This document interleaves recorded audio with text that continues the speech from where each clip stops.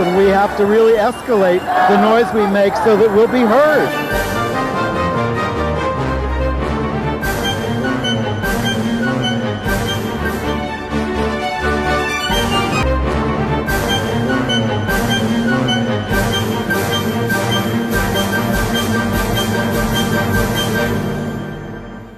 Welcome to Gay USA. I'm Andy Hum. I'm Ann Northrup, soccer fan, watching the game. Well, we're also watching the game in the U.S. Senate, where the Respect for Marriage Act is advancing as we speak.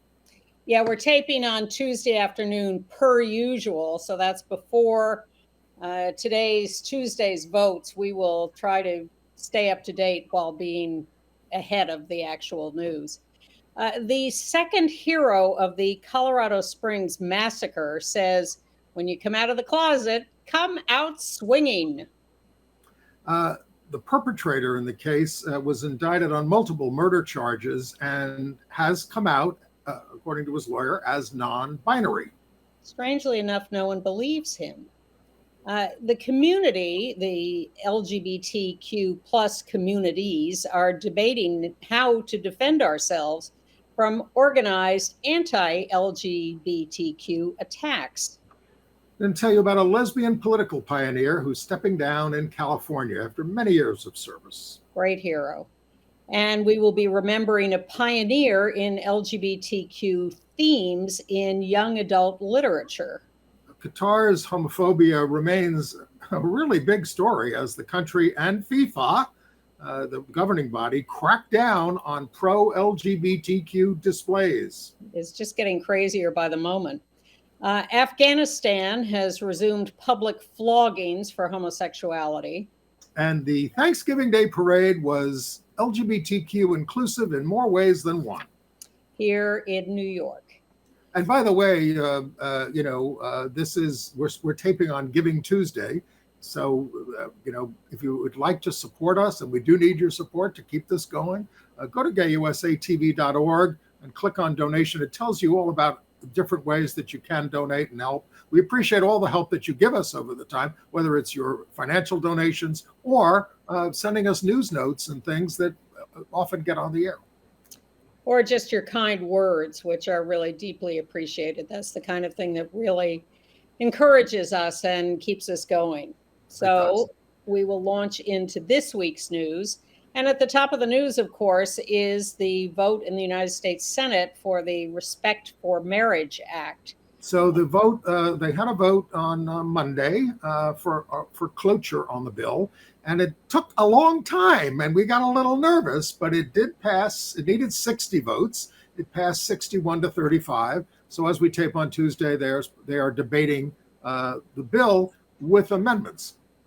And that may be what took a little extra time on Monday, was figuring out a scheme on how to propose and vote on the amendments, because the right wing is quite adamant that they're going to go on the record as doing every little thing they can to protect their religious freedom. Well, the Heritage Foundation spent $1 million over the weekend on ads during NFL games and college football games, trying to derail the bill and lying about it, saying it would allow religiously affiliated schools and nonprofits to be sued, which it doesn't, and investigated by the IRS for not supporting traditional marriage, if they only supported traditional marriage. I mean, none of this stuff is true. The bill itself, as amended in the Senate, because our side did amend it, the House version, so it will have to go back to the House after the Senate passes it.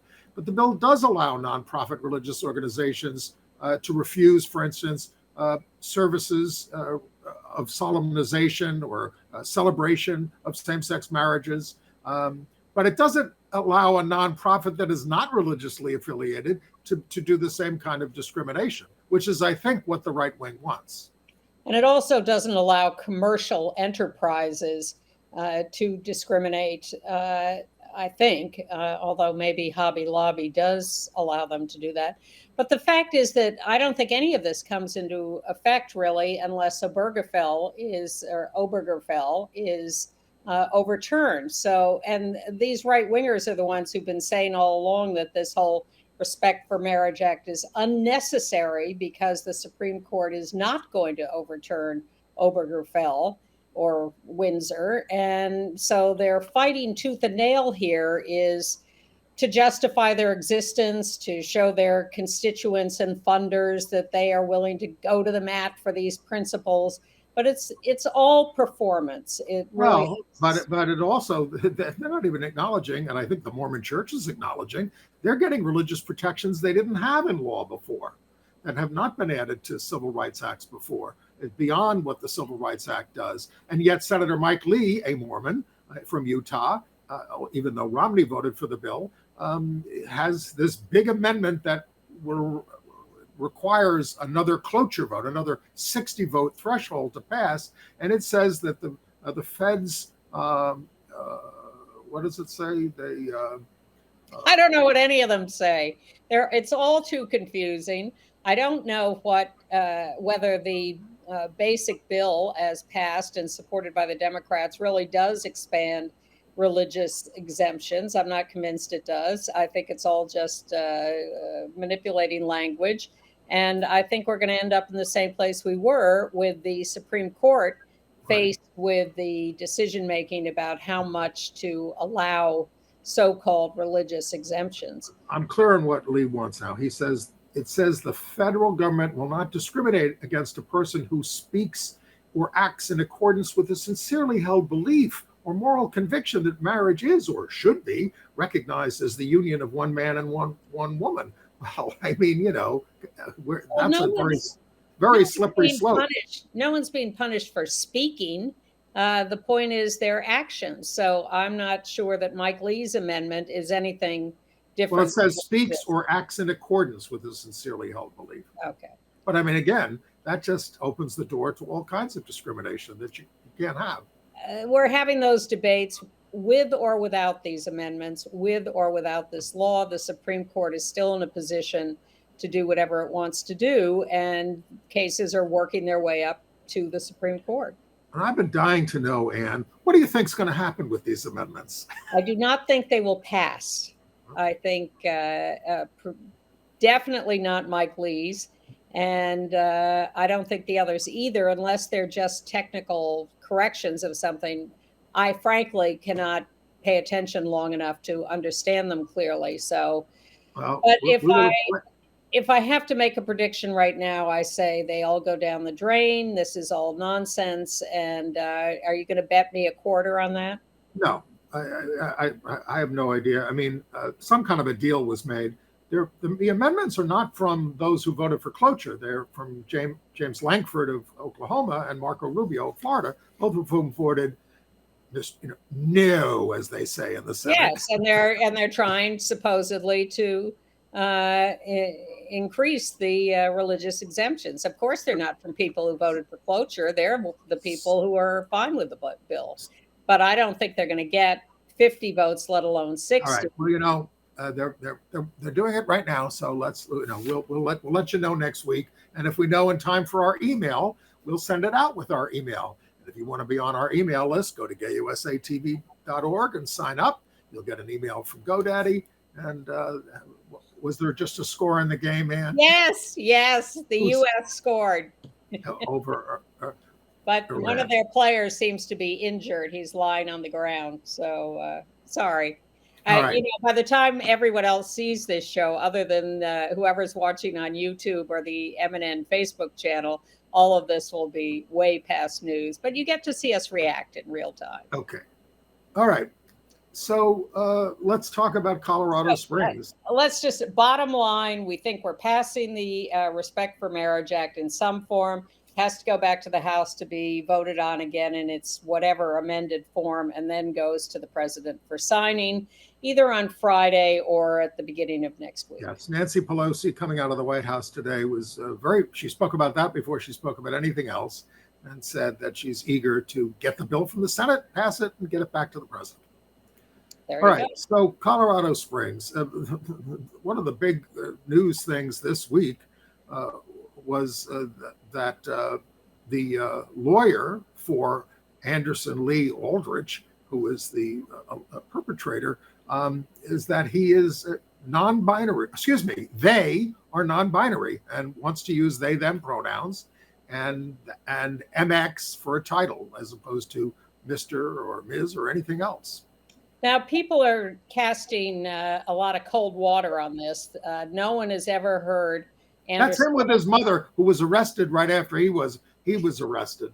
She was arrested for screaming in the neighborhood at 3 o'clock in the morning for disorderly conduct and resisting arrest. She has a lot of issues. But she has never referred to Anderson as anything but he and her son. And Anderson's best friend said he never brought this up with me, and that's someone who lives in the neighborhood with them. And said he used the term faggot a lot in anger. Well, and of course, he was raised by a father who was very anti-gay and yelled at the kid about anti-gay stuff as well. Now, his father's name is Aaron Brink, an ex-con, a porn actor. He was told, Aaron, the father, was told that his son was dead 6 years ago when he changed his name, told by the mother. And then they apparently reconnected a couple of years ago. And of course, this is the most, well, the whole thing is horrifying. The father was originally told your son was, in a gay bar, killing people, but not killing. And he was relieved that his son was not, he was not there to do gay stuff because we're Mormons and we don't do gay, no Mormons. And he was relieved that his son was just a killer. He also taught his son, when his son was little, that violence was a great answer to everything. Yeah. Well, that's the American way. It works, he said. It works. I think we should celebrate the other hero in this case. We told you about Rich Fierro last week, who originally grabbed the perpetrator, took them down. The second one is in the hospital. Petty Officer Second Class Thomas James. He pushed the AR-15 rifle away from Aldrich while Rich Fierro stomped him. And he has some great quotes. He says, "I simply wanted to save the family that I had found." He's recovering from undisclosed injuries. He said, "We are a family," he said. "Family looks after one another." He also kicked Aldrich. And he said this, he said, "When you come out of the closet, come out swinging." Right. So we assume that he is gay, although he didn't use the word. And invoked the Stonewall, he did. Yes, he did. He did. Oh, wow. Those are our clues. Also, Fierro, who got the early publicity about his heroism, has had a very surprising turn in his private life. His business is going gangbusters. Everybody is going out to buy his beer and buy his T-shirts and support his business. So, well, he saved a lot of lives. He did. There's absolutely no question about that. Yeah. And contrarily, Focus on the Family in Colorado Springs, a longtime headquarters there, is bearing the brunt of blame for some of this, as well they should. They're a very anti-LGBT organization. So there on their front wall, where their sign is, it says, partially obscured, "Their blood is on your hands, 5 lives taken." Now, look, we don't encourage vandalism, but the accusation could not be more true. They recently registered as a church with the IRS, so they don't have to disclose their donors. They have a 47-acre campus there, 800 employees internationally, a constant opponent of our rights and of sex ed, and they support conversion therapy. Their founder, James Dobson, compared our movement to Nazism. The current president, Jim Daly, tried to say they recognize the hurt the community is going through, but this is a time for prayer, grieving, and healing, not vandalism and the spreading of hate. They're not stopping their hate. No reflection on how their relentless anti-LGBTQ bigotry breeds hatred.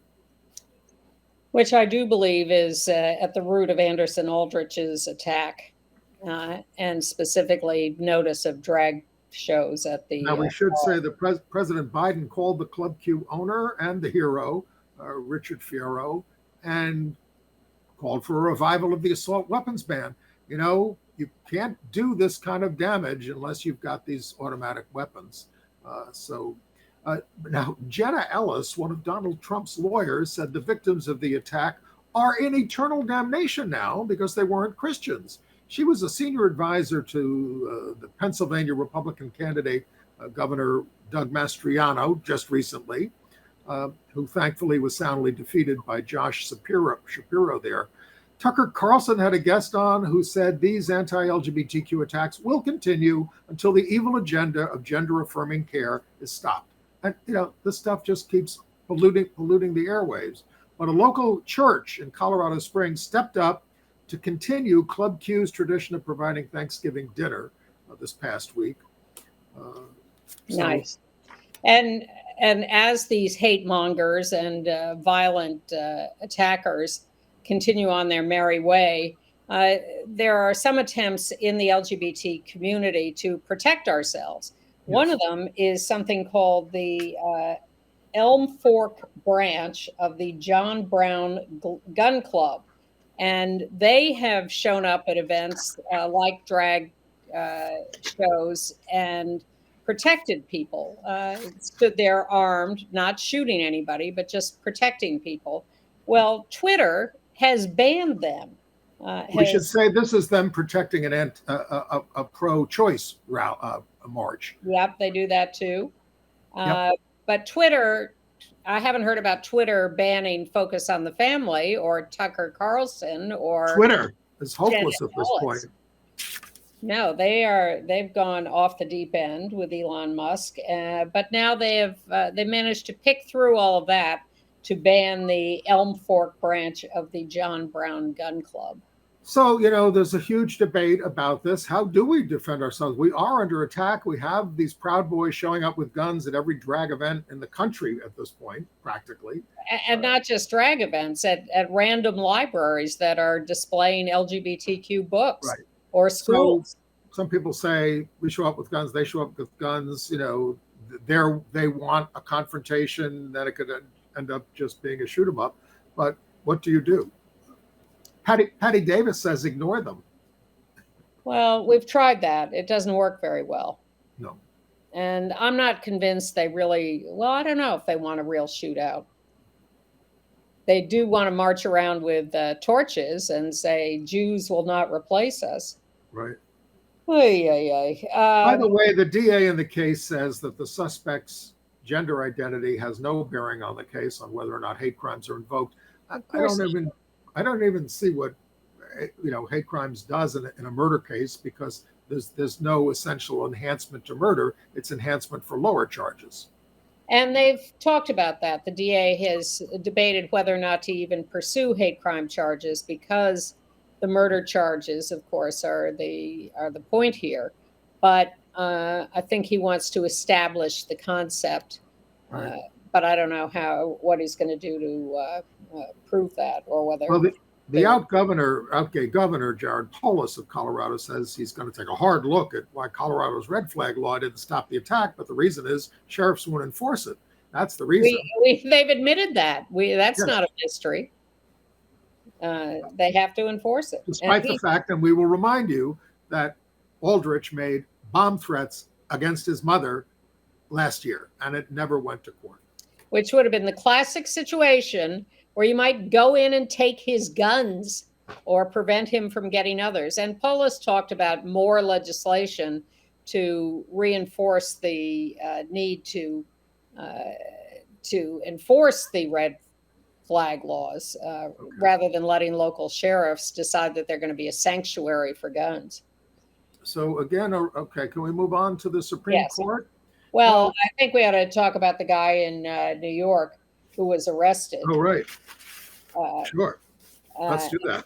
Yeah. So we showed you last week this guy throwing a brick for the third or fourth time in a week at an LGBTQ bar in Hell's Kitchen, Manhattan, New York. And sure enough, because there he was right out in public on the cameras, he has been arrested. And his name is Sean Cullen, 34 years old, arrested for throwing 3 bricks on 3 occasions at this bar He wasn't doing a very good job of hiding, and we don't know a lot about him at this point. Well, I mean, there's an intimation that he might be gay, and that he was just doing this because a woman friend of his was wronged by somebody in the bar, and that's why he was attacking the bar. It's sort of ineffectual. All right. Well, also, so in New York, the Club Q attack and others has moved Governor Kathy Hochul to sign a bill requiring those convicted of hate crimes to undergo training and counseling to overcome their prejudices. Also one for a statewide campaign out of the Division for Human Rights to promote acceptance, tolerance, inclusion, and understanding. Now, they give out $50 million in grants to groups like synagogues and LGBTQ locations for strengthened security. That has been the deadline for applying for that money, if you were part of an institution like that, has been extended.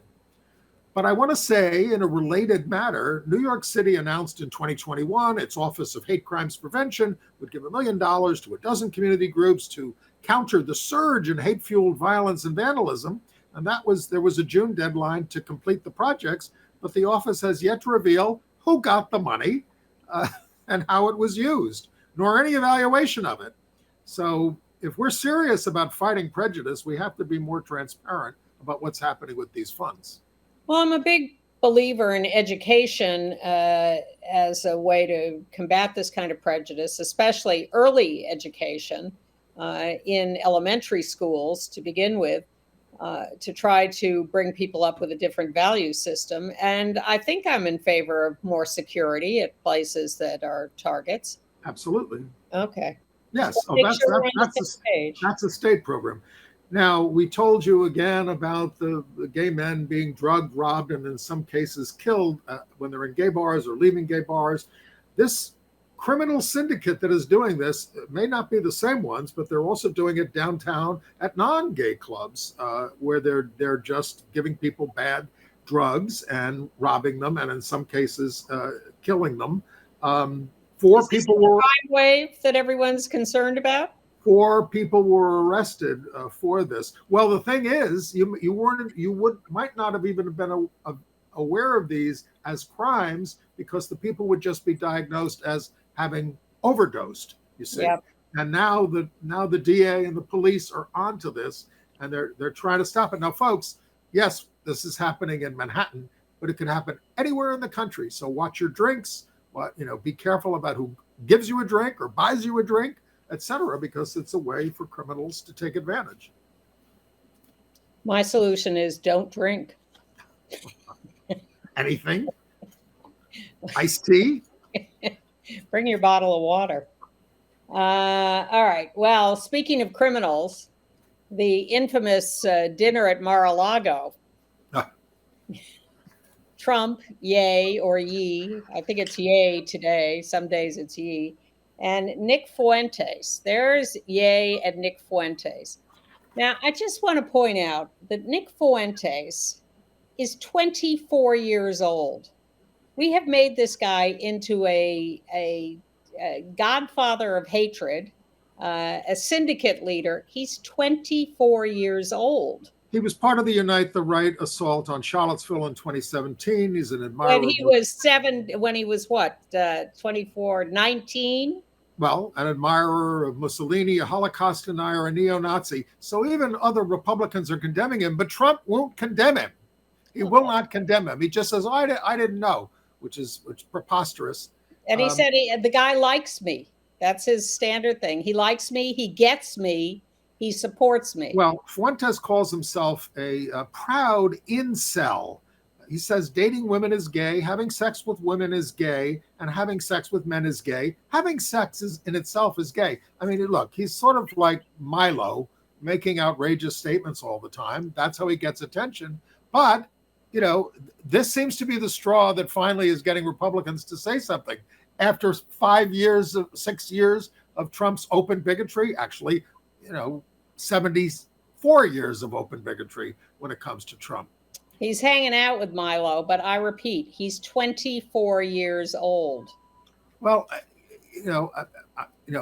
there's been Trump has hung out with so many bigots over the years. His rallies are filled with them, with white supremacists and everything, and the Proud Boys. And this is where they've chosen to draw a line.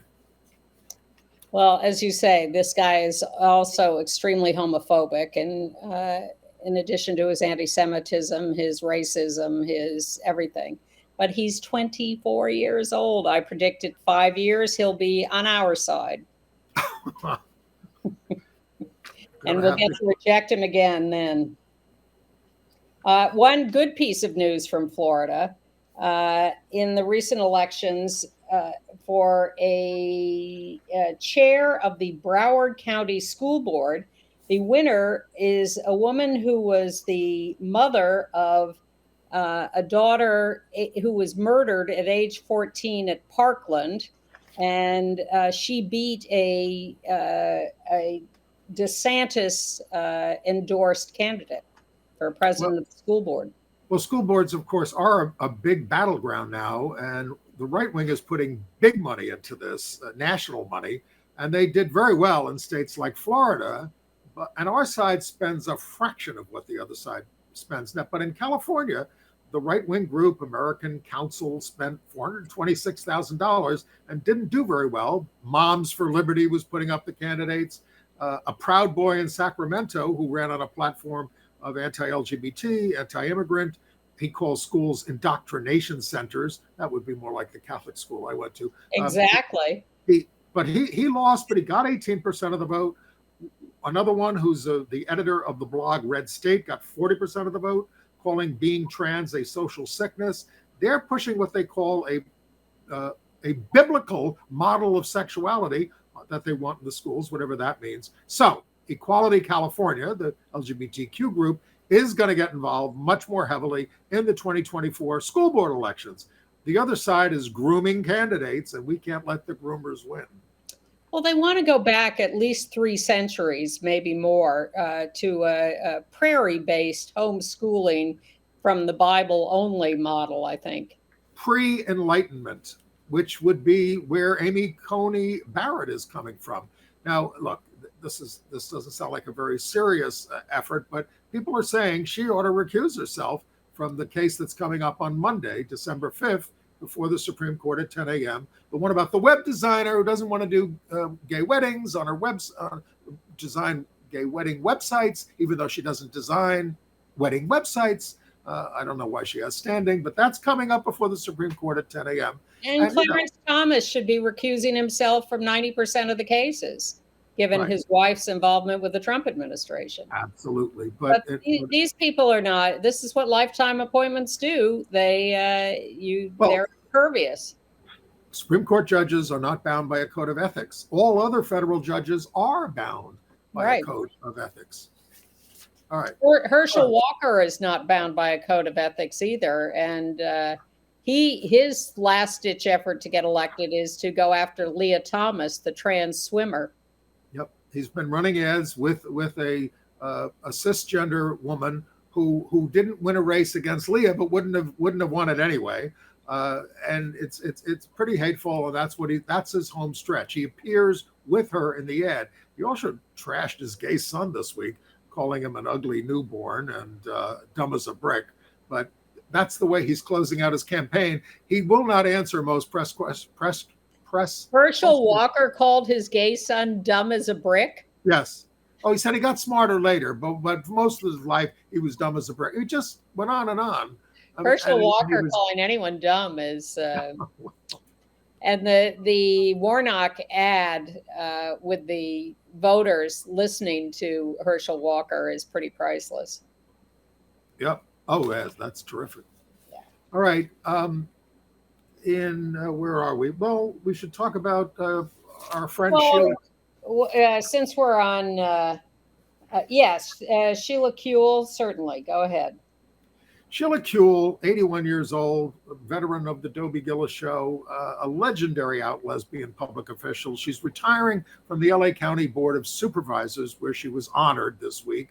She was the first out gay state legislator in 1994 in California, having to wear a bulletproof vest at the time, at first, 28 years in public office, focused on foster youth, women, LGBTQ people, has been subjected to investigation recently by Sheriff Alex Villanueva, who was just booted from office in this election. She followed her career on TV. In the assembly, she was the first female speaker pro tem. She was a Harvard law graduate and a professor of law at USC, and we just love her. And still wearing a bulletproof vest in these days, is still subject to death threats. Zelda from the Dobie Gillis show. I used to love that show. Right. But thank you, Sheila, for all your service. She has been a trailblazer every step of the way. Trailblazer, go ahead. You're headed in the same direction. Go ahead. A trailblazer in Chicago. Out Mayor Lori Lightfoot has filed her petitions for re-election and will face 6 opponents on February 28th, which is when they have their election, if the petitions qualify the other candidates. If no one gets 50%, they have a runoff on April 4th. So there's Lori Lightfoot. Yeah, I don't think she's been a tremendously popular mayor of Chicago. What anyone can do about the violence there, I don't know. And I don't know who's running against her. So we'll try to research all that before we get to the election. Okay. And we want to mourn the death and celebrate the life of Ellen Whitlinger, yeah. Author and librarian, died at 74 in Massachusetts. She was the author of Parrotfish, a young adult novel published in 2007 with a trans male protagonist who called himself Parrotfish. And this was a strikingly popular and sophisticated book for the time, way ahead of its time, given the fights we're having now. Ms. Whitlinger had been a children's librarian in Swampscott, Massachusetts, and began publishing young adult novels 30 years ago. Her 1999 novel, Hard Love, about a teen who had just come out as lesbian, won a Lambda Literary Award, not LGBTQ herself. She said, "I don't think writing outside my sexual orientation is any more unusual than any of the other ways I stretch myself to understand the human psyche. Writing characters that are male or black or, for instance, survived by her husband and 2 children, work was hailed for being funny when so much young adult literature can be dark and dreary." But ahead of her time and visionary in her approach to these subjects. Should we go abroad? Sorry? I said, should we go abroad? Yes. How's the game doing? I believe still 1-0 US, but they're in commercial now, so I'll have to tell you in a minute. But we should start in Qatar or whatever. The latest we have here on Tuesday in the middle of the afternoon is this wonderful protester who ran on the field. They're carrying a rainbow flag and wearing a Superman t-shirt that says on the front, "Save Ukraine," and said on the back, "Respect for Iranian women." He's covering the universe. He's got it all covered. And it turns out that he did a similar thing 8 years ago at the World Cup, again, doing a protest running across the field. Now, What's happened to him? He was grabbed by security officials and taken off the field. He sort of dropped the rainbow flag as he continued running off the field. And then they let him go. They did not arrest him or jail him or anything. They just took him off the field and let him go. All right. So good for him. Well, then there's the good little protest. Then there's the German team. A lot of the Western European teams are chafing under the fact that they're not allowed to wear these One Love armbands, which to support the gay community, LGBTQ community. So they protested by covering their mouths in a silent protest, for which they were issued a yellow flag. A yellow card? Yellow card. What does that mean, Ann? Well, when you commit a foul in soccer, the first foul, you get a yellow card. Then eventually, if you do it again, you get a red card. I'm not clear on whether you get 2 yellow cards before a red card or just 1 yellow card before a red card. And if you get a red card, you're out of the game and you're barred from the next game. So someone who's given a yellow card is immediately in danger of being kicked out of the current game and the next game. So it's not good to get a yellow card, especially before the game even starts because of your protest. But we appreciate their support, and of course, a lot of these restrictions were sprung on everybody when they got there. The FIFA would not address it beforehand. Not address it. The FIFA president stood up and said, "I am gay. I am an Iranian woman. I am this. I am that." And You're then full of crap. 24 hours before the games began, suddenly all of this was out the window. Now, the Welsh fans from Wales have a tradition of wearing these bucket hats, which are vaguely rainbow in design. They didn't necessarily invent them to be pro-LGBTQ, but they are a tradition. And there is a Welsh fan being stopped at security on the left, having a rainbow bucket hat confiscated, others being questioned in security because of their hats, which were banned. And then they lifted the ban for the second game. So you go there, you don't know what rule is in effect on any given day. What do these idiots do when a rainbow appears in the sky? Hide their eyes. We own the rainbow. Put their bucket hats over their eyes. What do they do when, the Wizard of Oz comes on TV? All right, some other international news, and there was a lot of it. Russia gave final approval to the bill expanding restrictions on gay propaganda, not just to minors now, but to anyone. So basically, it's a don't say gay bill for everybody. And it's a don't act gay bill, too. You cannot hold hands on the street. You cannot show any affection. In other words, gay is just basically banned across the board in Russia. Can they still have gay bars and you can go inside? Those gay bars are not legal in the first place. They may be tolerated, but they could easily be outlawed at any second, and everyone in them could be arrested. And things are even worse in Afghanistan, where the Taliban has brought back public floggings for what they call moral crimes, with people lashed in football stadiums in front of a crowd. 14 last week, including 3 women punished for adultery, robbery, and for gay sex, as the Taliban institutes Sharia law across the country. This is the entertainment as living conditions have deteriorated rapidly under the Taliban. Well, I hesitate to even mention it because it's so mild by comparison, but the new sport in Iceland is barking at LGBTQ people on the street as hate attacks are rising across the board in Europe at every level, but that's the Icelandic version. More tolerance in India, where the Supreme Court has agreed to hear the marriage equality cases and has given the government 4 weeks to respond. The court has already held that the Constitution protects non-binary individuals, and petitioners say that the marriage laws cannot therefore be restricted to the biological sex of male or female. Yeah, I'm optimistic about India. I think we're going to get a pro-marriage decision in the foreseeable future. In Singapore, however, they have followed through on their plan. The parliament there has decriminalized sodomy for men, who evidently were the only ones being punished. But they have also written into their constitution an amendment that forbids legalization of same-sex marriage. They have forbidden the courts to take it up, to hear any challenges to laws. And so they are trying to really solidify their ban on same-sex marriage. In Italy, a court has ruled that same-sex parents have the right not to be called father and mother on ID papers of their offspring. Big of them. What?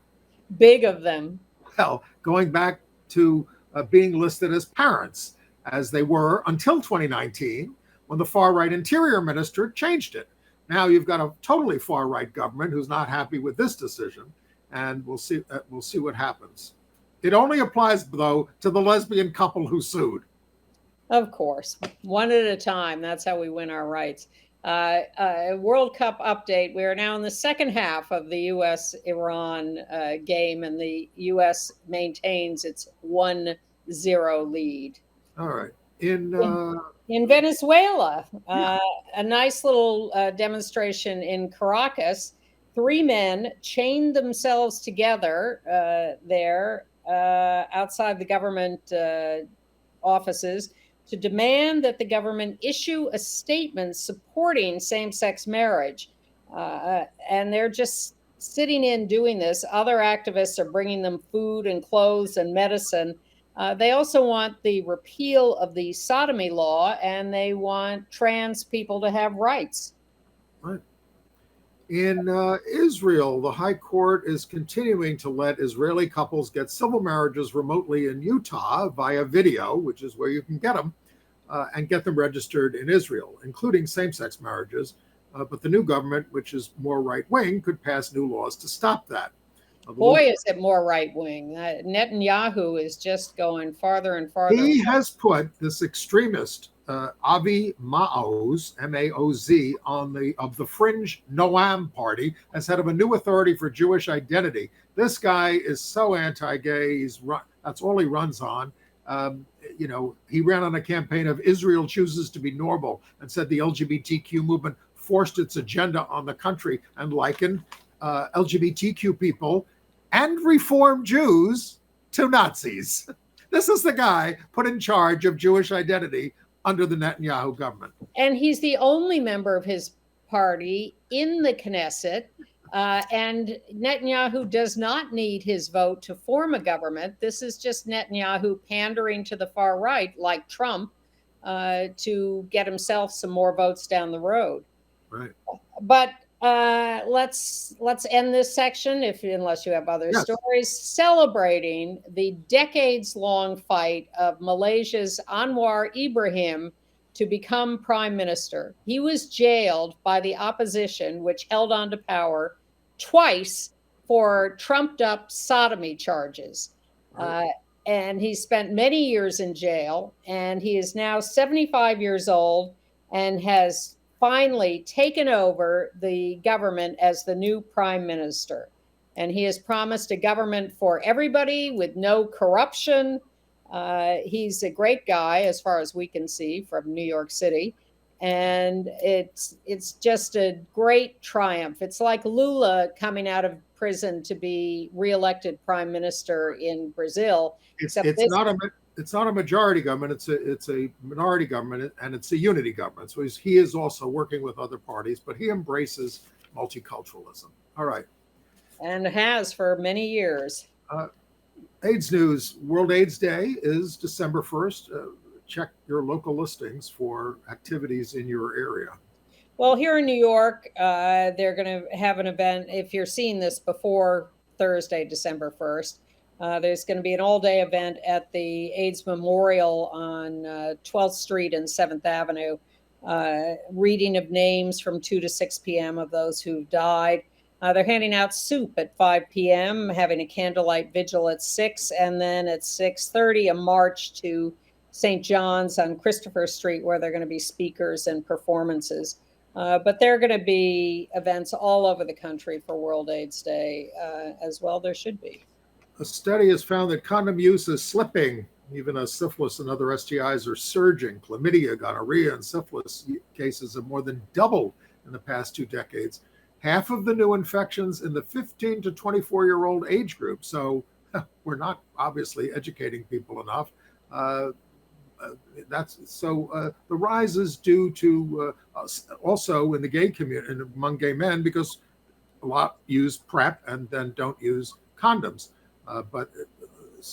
And they're looking at an oral antibiotic to be taken after sex to prevent STIs. The CDC is looking at this, or excuse me, the NIH. And it's also encouraging to see that public health officials are using dating apps to inform people that they may have been exposed to STIs. They find that the phone calls aren't working, which is the traditional way. And this way, they say someone you have come into contact with has an STI and you need to get checked out. Broadway Cares is raising money at Broadway shows, and Hugh Jackman of The Music Man, we have a picture, is usually the champion fundraiser. He auctioned off his hat from the show, and it was bought by Nicole Kidman, who bid almost $100,000. Well, they are old Australian compatriots and friends, and Nicole Kidman has been a longtime supporter of AIDS organizations. And she took the microphone and gave a nice little speech about how much she loved the show and how much she loves Broadway Cares. So that was a nice moment. Hugh Jackman, standing ovation. When Hugh Jackman has a sweaty shirt to raffle off, it usually even brings a higher price. And by the way, monkeypox is now officially called Mpox, according to the World Health Organization. Both names will be used simultaneously for a year, but the U.S. adopted the change immediately. All right, moving on. Yes. Well, I'm afraid we're back to violence in entertainment news around the HBO show We're Here, now in its third season. Wonderful, wonderful TV program of from left to right. Bob the drag queen, Shangela, recent hero of Dancing with the Stars, and Eureka, who for 3 seasons now have traveled around the United States to small towns to connect with the local LGBTQ communities in those towns and increase their self-esteem and their sense of connection and belonging, and to end each episode with a little drag show in town. Well, for the last couple of years, that's all been interesting and a little difficult here and there. But this year, man, they started just in the first show. They're in Granbury, Texas, and they talk about death threats, right to their face, rejection and insults, and get out of town. Very, very scary stuff. Exponentially more hate and threats in this season.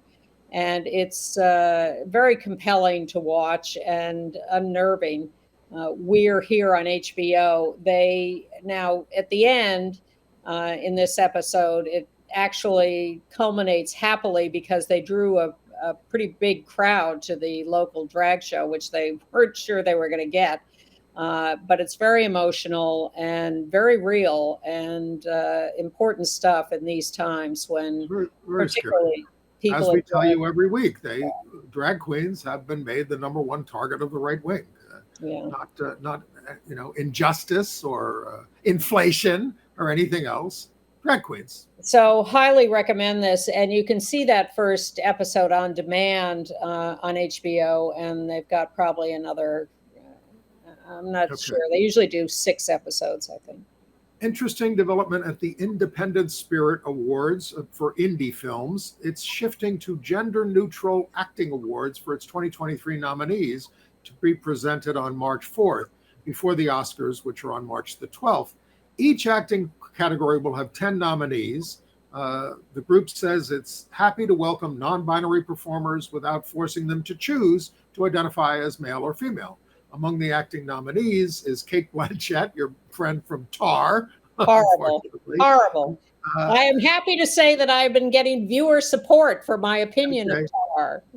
And among the film nominees, the true-to-life LGBTQ military drama nominated The Inspection. A non-binary Emma Corrin said she hopes the Oscars and the BAFTAs in Britain will introduce gender-neutral categories as well. How do you feel about that? Mixed emotions. Different gender categories were invented on the assumption that women would never get awards if it was just everybody together in the pot. So do I think non-binary people should be recognized and be included? Yes. Do I think that men should get all the awards? No, I do not. So how do you solve a problem like Maria? I'm just thinking about it out loud. I think men get most of the roles and most of the big roles, but women turn in many, if not most, of the finest performances. I mean, think of all the. Who are the voters, Andy? Well, they're changing, and they're becoming they more are. indie. They're becoming more indie, and well, according to our friend Tom O'Neill, who does the GoldDerby.com website, or at least invented it, a lot of those men have a great affection for the women. Let's see how the voting goes. He talks about the babe factor. Look, I think there's a much better chance these days of a successful intermingling of everybody coming out in a fair way over time. But I just am, I'm old enough to be aware of why these categories started in the first place, and I would hate to see us backslide in that direction. Last month, when Judas Priest was inducted into the Rock and Roll Hall of Fame after years of lobbying by angry fans, the frontman, Rob Halford, in his speech at this ceremony, which is now running on cable, said, "I'm the gay guy in the band." He said, "Heavy metal is all-inclusive, no matter what your sexual identity is, what you look like, the color of your skin, the faith you believe in or not.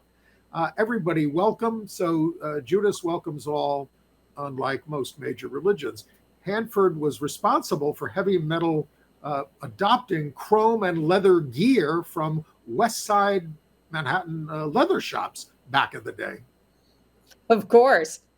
That's running on HBO, by the way, the Rock and Roll Hall of Fame, running frequently in repeats on HBO, also available on HBO On Demand and probably HBO Max. My favorite parts of the ceremony, because I watched it, I'm guessing you did not. Good guess? No, not yet.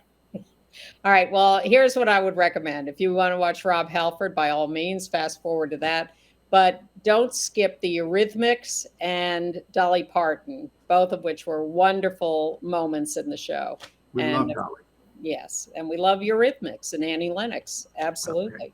All right. Of course. All right. Now, I saw a couple of movies, small independent movies that are going to be either streaming or playing in theaters. The first one that's playing in theaters is Framing Agnes, which is a semi-documentary docudrama opening in New York this weekend and LA next weekend.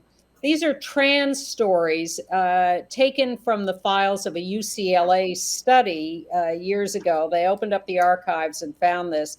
And current semi-famous or famous trans actors like Angelica Ross and Jen Richards play some of these people, real-life people from years ago.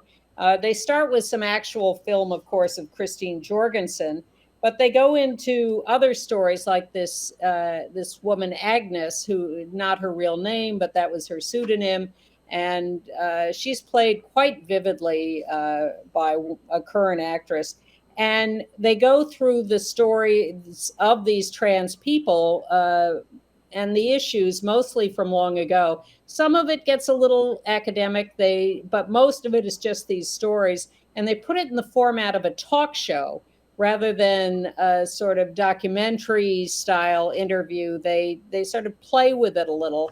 And it's interesting. I would recommend that. As I say, it's opening in New York this weekend and LA after, and undoubtedly will show up elsewhere. They have a real life trans historian talking, so it holds your interest. What is Merry and Gay?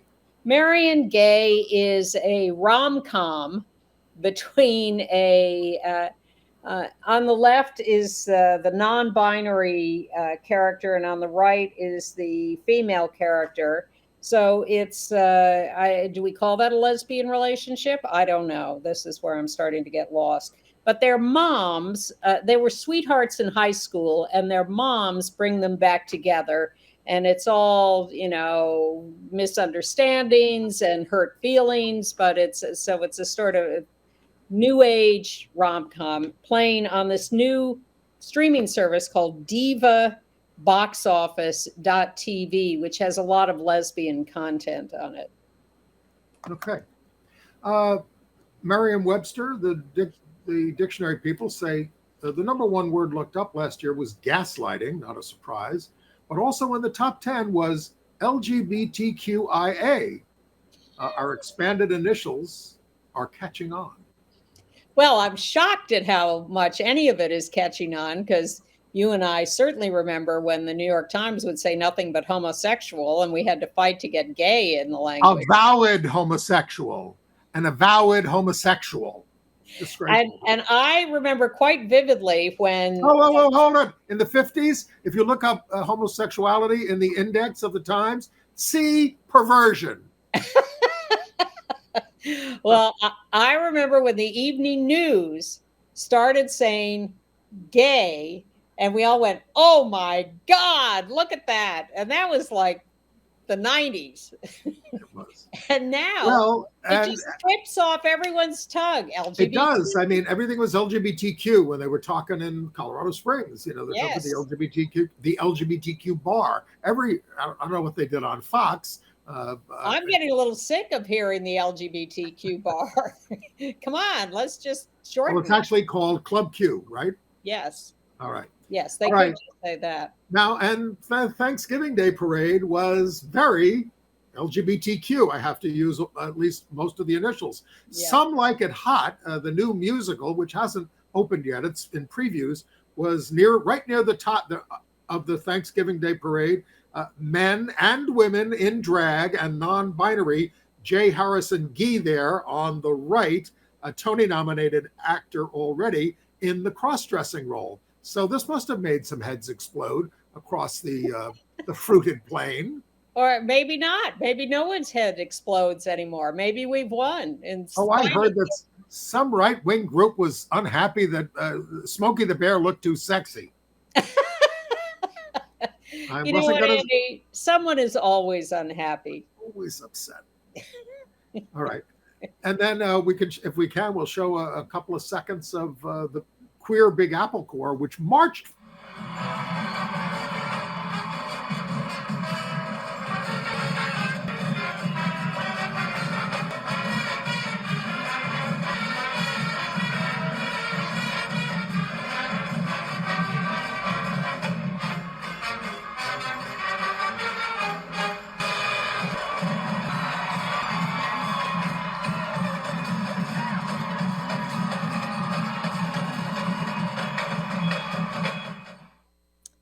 At least they weren't told right before to take off their rainbows. Oh, goodness. No, they were announced by Samantha and Hoda. Yes, as the Queer Big Apple Corps. First time they've marched. Thank you, Macy's. And we'll see you next time. We are making some progress despite the opposition.